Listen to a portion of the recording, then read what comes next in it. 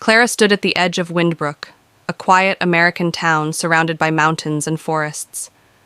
The fading sunlight bathed the streets in a warm, golden glow, but her focus was on the mansion in the distance. In her hand, she held a worn letter, its message pulling her back to a place she thought she had left behind for good. She took a deep breath, glancing at the small town behind her before setting off on the winding path toward the imposing mansion.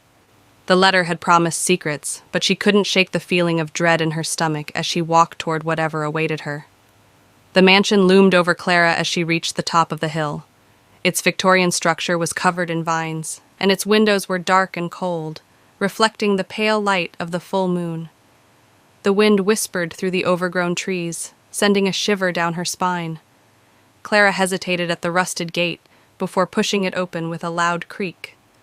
She stepped onto the path, feeling the house's presence as though it was waiting for her. The mansion, shrouded in shadows, had an ominous charm, and Clara couldn't help but wonder why she had been summoned here after all these years. Inside the mansion, the air was thick with dust and decay. Clara's flashlight flickered as she walked through the grand foyer, casting long, eerie shadows on the walls.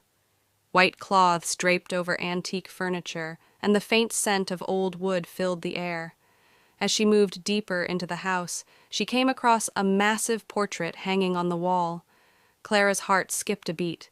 The woman in the portrait looked exactly like her, the resemblance unsettling. She stepped back, feeling as though the house itself was watching her every move. Something about this place felt alive.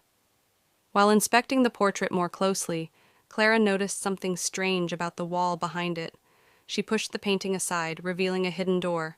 Her curiosity piqued. She opened it and stepped into a secret room. Inside, she found old maps, dusty books, and an envelope addressed to her.